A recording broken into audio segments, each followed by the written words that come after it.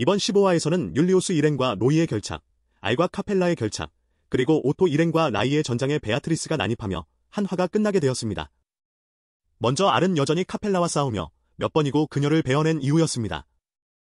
하지만 그녀의 초재생은 한계를 가늠할 수 없었고 알은 카펠라에게 이런 교착 상태는 위험할 것이라고 말하며 그녀에게 후퇴를 권고합니다. 알은 이 지하수로에도 모종의 장치를 설치해둔 상태라고 말하죠. 하지만 카펠라는 그것 또한 자신을 위해 마련한 것이니 기꺼이 받아들이겠다고 응수하며 그녀의 이상한 정신 상태를 보여주었습니다. 그녀와의 싸움이 더 이상 의미가 없다고 판단한 알은 블러핑이 아니라 진짜로 이 지하수로에 함정을 설치해둔 상태였고 도시청사 전체를 붕괴시키고 자신은 지하수로를 통해 바깥으로 탈출합니다. 아나스타시아와 페리스는 다행히도 도시청사를 무사히 빠져나온 상태였죠. 이때 페리스는 아나스타시아가 마법으로 카펠라의 머리를 날렸다고 말하는데 알은 이 말을 듣고 즉시 아나스타시아에게 칼을 들이댑니다. 그녀로서는 절대로 할 수 없는 행위였기 때문이었죠. 하지만 페리스가 둘 사이를 파고들며 아군끼리 싸울 상황이 아니라고 다그치고 그 말에 알 또한 칼을 거두게 되었죠. 아나스타시아의 떡밥은 다음 화에서 밝혀질 예정이니 그 내용이 궁금하시더라도 조금만 더 기다려주시면 감사하겠습니다. 세 사람은 무너진 도시청사를 보며 카펠라가 죽었을지에 대해 이야기하지만 그녀의 권능을 감안했을 때 그 가능성은 한없이 낮았죠. 아니나 다를까 카펠라는 수많은 주로 파생하여 도시청사의 붕괴로부터 무사히 살아있는 상태였습니다.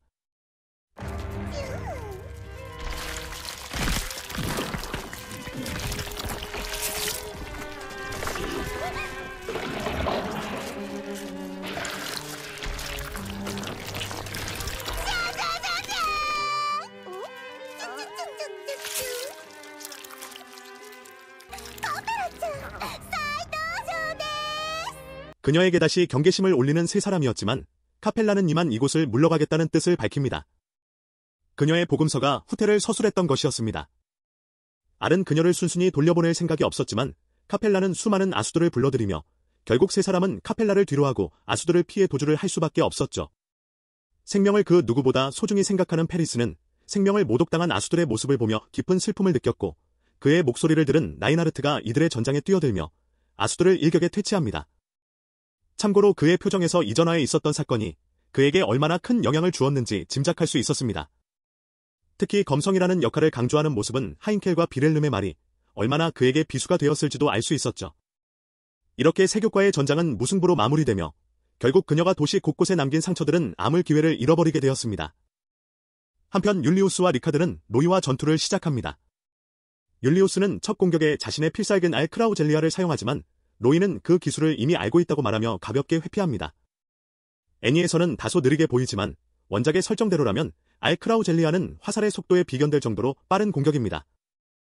나테의 페텔기우스도 이 공격에 속수무책으로 당했었죠. 기사의 법칙대로 이름을 밝힌 율리우스와 달리 로이는 이름을 밝히지 않은 리카드의 이름도 파악하고 있었죠. 로이는 그 어린 나이에 검술과 무술, 그리고 마법까지 능통하게 사용하는데 율리우스는 그런 그를 보며 그만한 힘을 가지고 있으면서 왜 악의 길로 빠져들었는지 질문합니다. 하지만 로이는 자신이 아는 형님이라면 그렇게 말할 줄 알았다며 영문 모를 소리를 계속하였죠. 하지만 어째서인지 율리우스는 그의 말을 무시할 수 없었습니다. 그의 머리 한편에서 알 수 없는 기억의 잔재가 존재했기 때문이었죠. 결국 율리우스는 평소답지 않게 로이의 말에 흥분하였고 이성을 잃은 채 그에게 뛰어듭니다. 그리고는 누군가의 혈흔이 공중으로 튀어오르며 이 전장이 마무리되게 되었습니다. 과연 누구의 승리로 이 전장이 끝나게 된 것일까요? 마지막으로 오토와 가스통, 그리고 백룡의 비늘 용병단은 또 다른 폭식인 나이와 전투를 계속하고 있었습니다. 대제주교에 비하면 다소 빈약한 라인업이었지만 어째서인지 나이와 승부가 성립하고 있었죠. 가스통은 폭식의 싸움법을 보며 그의 움직임은 재능에 의한 것이 아니라 철저히 단련된 결과라고 말합니다. 하지만 한눈에 보기에도 10대에 불과한 나이가 단련을 통해 높은 경지에 이르렀다는 것은 납득하기 어려웠고 결국 오토는 폭식의 권능이 자신이 먹은 상대의 기술을 재현하는 것임을 깨닫게 되었죠. 라인은 오토의 깨달음과 동시에 용병단의 일원을 제압하며 그의 이름을 부르면서 자신의 손을 핥습니다. 그 결과 오토와 다이너스는 직전까지 함께 싸웠던 동료의 존재를 잊게 되었죠. 라인은 그의 기억을 토대로 다이너스에게 말을 건네는데 이때 그는 우리에게 익숙한 이름을 말합니다. 이 떡밥에 대해서는 제가 과거에 추측한 영상이 있으니 이를 참고해 주시면 감사하겠습니다. 아무튼 폭식의 권능을 파악한 오토는 자신의 이름을 부르지 말라고 부탁하지만 다행히도 그 누구도 오토의 이름을 모르는 상태였죠.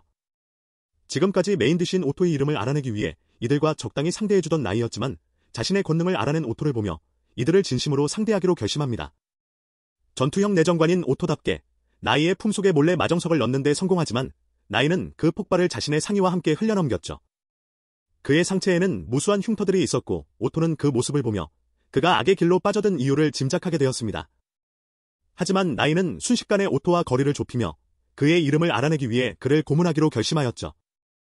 그렇게 그의 손가락이 잘릴 뻔한 순간 누군가가 이를 막아섭니다. まだ全員テーブルについてないのに食事を始めるなんて礼儀知らずなやつなのよ。